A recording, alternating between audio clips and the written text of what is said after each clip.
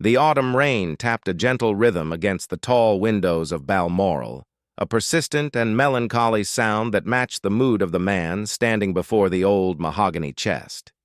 King Charles III, a monarch who had waited his entire life for a crown he was never quite sure he wanted, ran a solitary finger along the edge of the box. It had been discovered just that morning by a palace aide, tucked away in the back of a storage closet designated for the personal effects of Diana, Princess of Wales.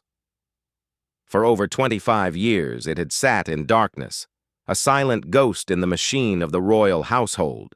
Now it sat open before him, its lock forced, its secrets laid bare. The air in the room was still, heavy with the scent of aged paper and the faint, almost imperceptible whisper of a perfume he remembered from another lifetime.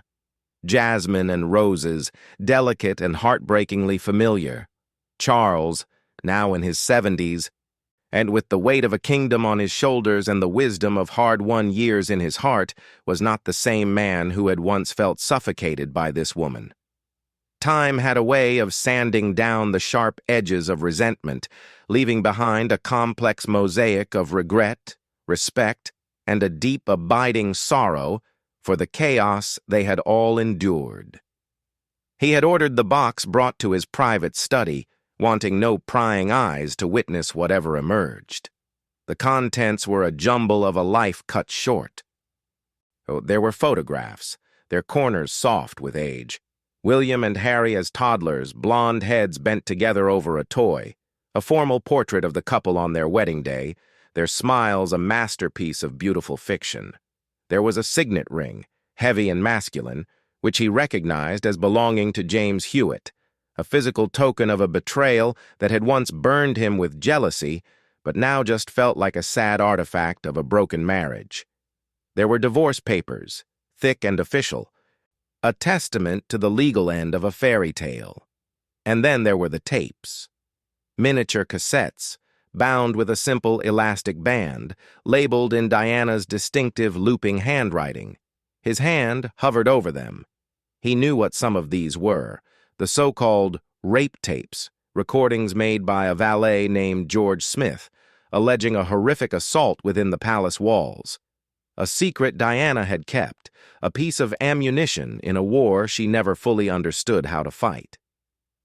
But it was not the tapes that held his gaze. It was the envelope. Tucked beneath the cassettes, it was heavier than the others, the paper a creamy vellum that spoke of a different era. It bore no name, no address, only the elegant Spencer family crest embossed on the flap. It was sealed. Charles picked it up, feeling the weight of it. It was dated. He squinted at the faded ink. August 29th, 1997. The date struck him like a physical blow. 2 days before the tunnel in Paris. 2 days before the world stopped. He turned the envelope over in his hands, 1,000 memories flashing behind his eyes. What could she possibly have had to say, sealed away and hidden, on that fateful summer day? With a deep, unsteady breath, he slid a letter opener under the flap and broke the seal. Inside was not one, but 2 sheets of paper. The first was written in a steady, controlled hand, the penmanship neat and precise. It was addressed to no one, almost like a page from a diary. And as he read, the king felt the years melt away, and he was no longer the sovereign, but just Charles, the ex-husband, staring at the soul of the woman he had failed. "I know this box will be found one day," the letter began. "I hope it is by my sons, when they are old enough to understand. There are things that cannot be said, truths that must be hidden to protect the living, but I cannot bear the thought of them never knowing who their mother really was." The letter spoke of her childhood, and of the devastating moment she saw her father slap her mother, of the very unstable atmosphere of a broken home that left her and her brother craving affection they never received. She wrote of feeling like a nuisance, a disappointment for not being born a boy, a sentiment that had shaped her entire self-worth. Charles felt a pang of guilt. He had known her as a shy, giggling teenager, but he had never truly understood the depths of the wound she carried. He had been too consumed with his own life, his own love. The letter went on, and it became more personal, more direct. I know I was not the wife you wanted, Charles. I know that now.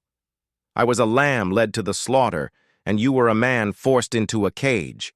We were both victims of a system that cared more for pageantry than people.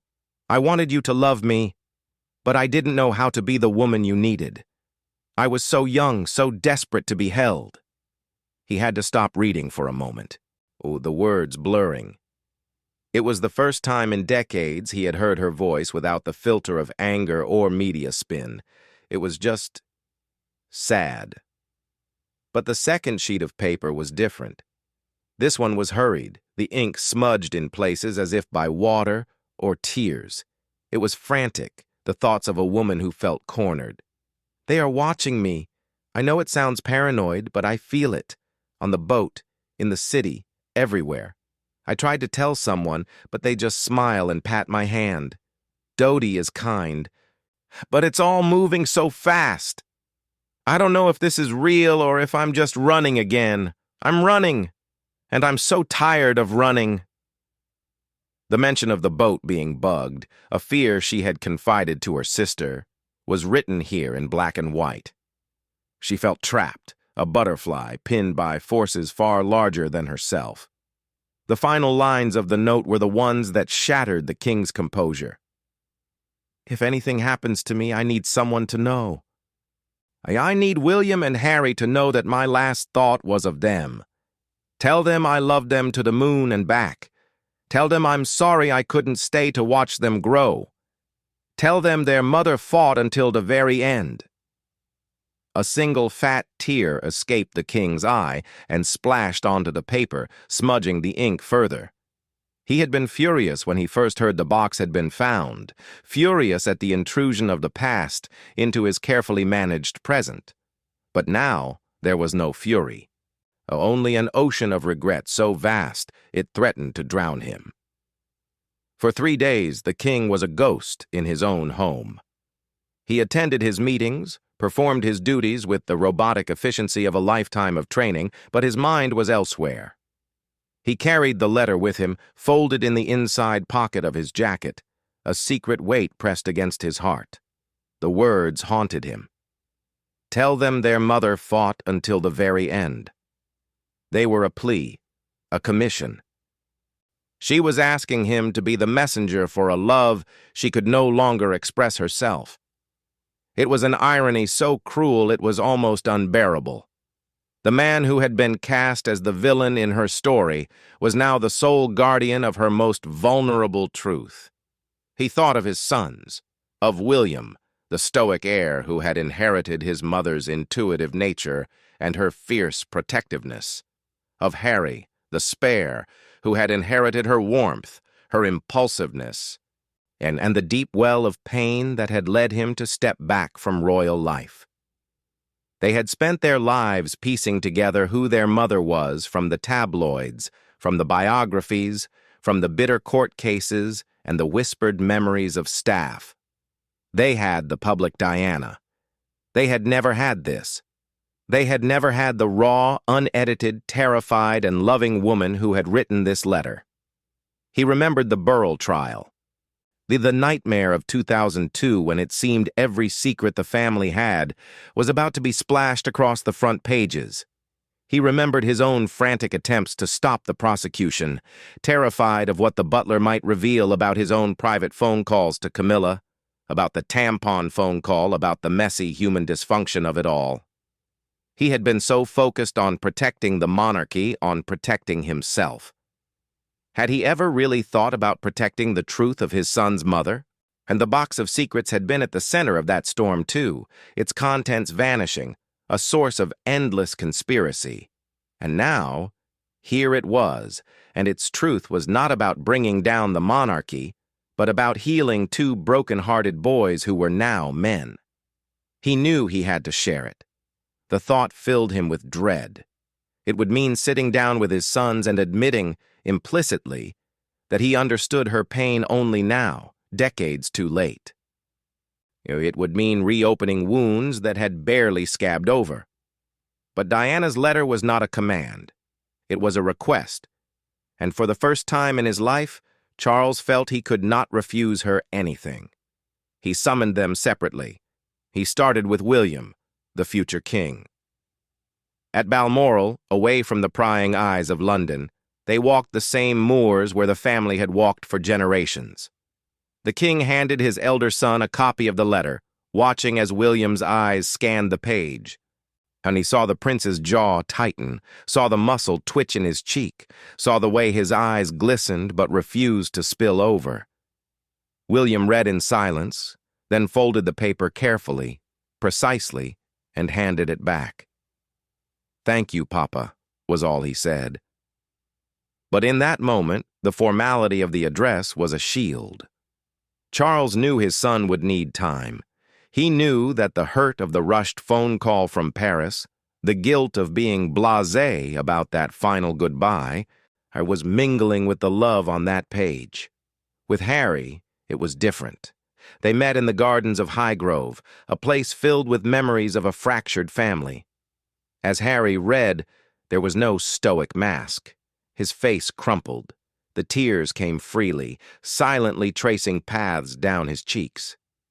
When he finished, he looked up at his father, and for a fleeting second, Charles saw Diana.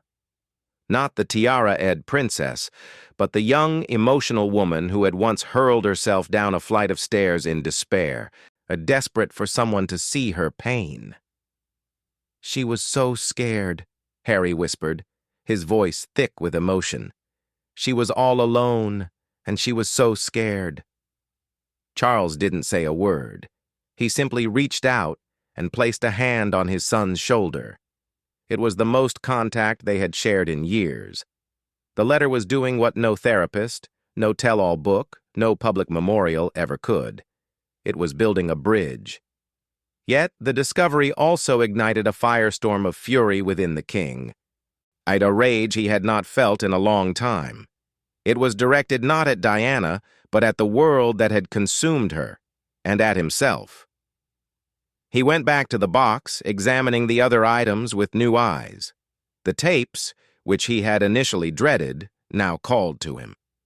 He found an old tape player, and in the privacy of his study late one night, he listened. He heard her voice, clear and strong, describing the misery of her eating disorder, and the bulimia that started the week they got engaged because he had casually remarked she was chubby. He heard her describe the loneliness of their honeymoon, him buried in a book by Lawrence van der Post, her desperate for connection. He heard her speak of her suicide attempts, of throwing herself down the stairs while pregnant with William, of cutting herself with razor blades. Each word was a lash against his conscience. He had known some of this, of course. He had lived it. But hearing her voice, the pain still so raw and immediate, was a different kind of torment. His fury grew. He was furious at the press, the haunting and hunting that had made her life a misery.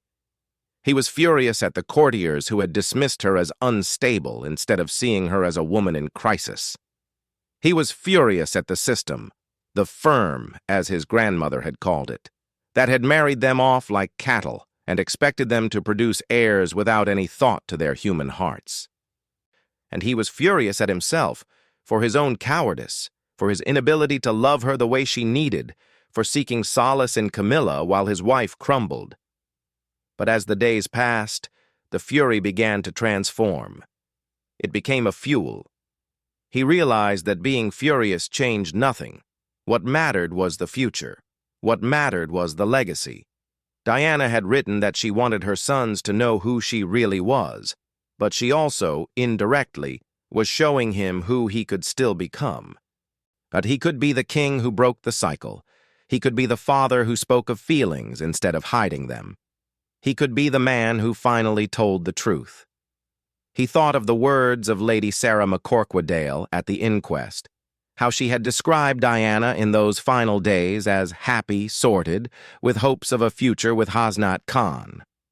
The letter suggested a woman more troubled than that, more fearful. But perhaps both were true. That perhaps she was a woman of brilliant contradictions, hopeful and terrified, loving and paranoid, strong and fragile. That was the truth of her. That was the humanity of her. He made a decision. The letter would not be locked away again. The box would not be hidden. He would ensure that when the history of their family was written, this chapter would not be one of silence and secrets. He would tell his sons everything. He would tell his grandchildren about the grandmother they never met. And the crown jewels of Diana's box were not weapons to destroy the monarchy, as some had feared. They were the keys to its humanization.